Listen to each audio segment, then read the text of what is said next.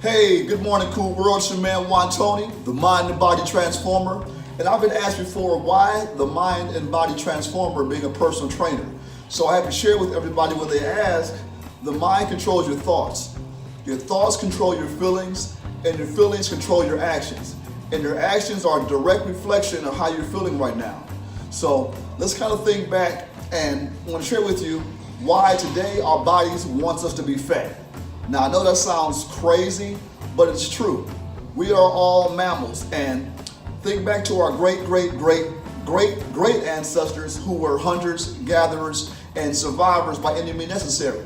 They had to go out, the family, as far as the children and wives, would stay in the camp, in the tribe, and the men would go out and find food. They could be gone for days, weeks, or even months. So our bodies had to store, their bodies had to store body fat to keep them in survival mode. So everybody back in those days, whether it was in the cold Arctic region or in the jungles, had extra layers of fat.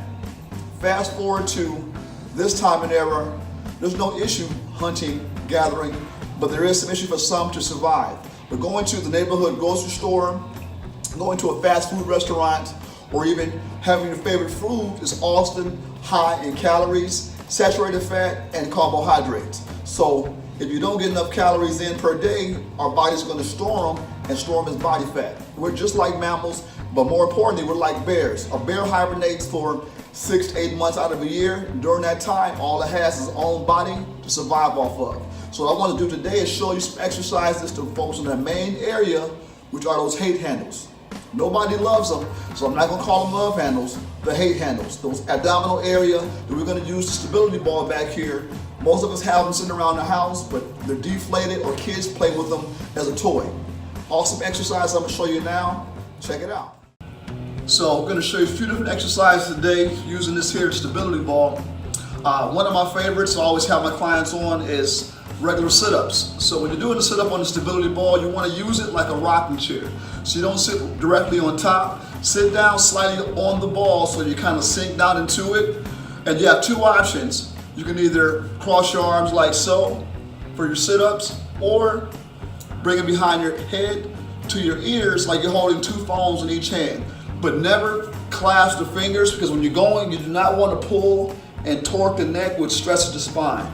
I prefer doing them this way personally, get a little more range of motion. So we're going to do coming on up the middle, then we're going to go side to side. Try to have the elbow touch that thigh. Up the middle, then side to side. So it's working the upper and lower ab, but you have the back protection of the ball to give you assistance as you sit up, so there's no stress on that lower back. It's all abdominal work. Starting off for beginners, about 3 sets of 10, and as you advance, bump those sets up to 15 to 25 reps per set. Another favorite of mine, and the ladies really like, because they always want to focus on those glutes and hamstrings, is the hip thrust.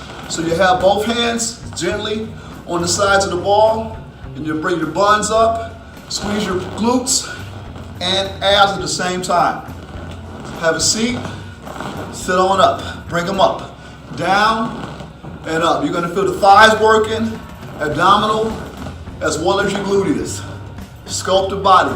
You can turn to a work of art or a piece of poop, depending on how you sculpt it. So come on up and feel your muscles in the abs working, as well as in the thighs. Next we can do, this will also be a movement, 3 sets of 10 for beginners, 3 sets of 15 to 25 for the more advanced. The next one will be a plank. And on that plank, standard version of the plank is on the floor, but the ball gives you a little different spin on it. So holding the ball, stabilizing the body, you're going to feel the abdominal muscles working, definitely firing, but also you have to control and keep your balance, so you got more stabilizers working. Lower back, abs, thighs, and hips. If you want to put a little flair in it, you can always step back and forth to get the lower abs firing, as well as those thighs. It's a great burner for towards the end of your workout to hit the overall abdominal. And then for the chest, as well as abs, is a push-up on the ball. When you get on the ball doing a push-up, it's good to kneel first, so when you have balance, and you can coast on out. You walk out on the ball. The more advanced you are, the farther you go out. Keep your stomach sucked in, abs engaged, and you want to bend the elbows. So down and up. Go down, breathe in. As you come up, blow out. Breathe in, blow out. A good 13 to 15 reps, 3 to 4 sets. Just to get the total body for his legs, arms, and of course abs. I'm gonna tap in those abdominals from week to week to get you in the best shape of your life. Juan Tony, King of Core, let's grow.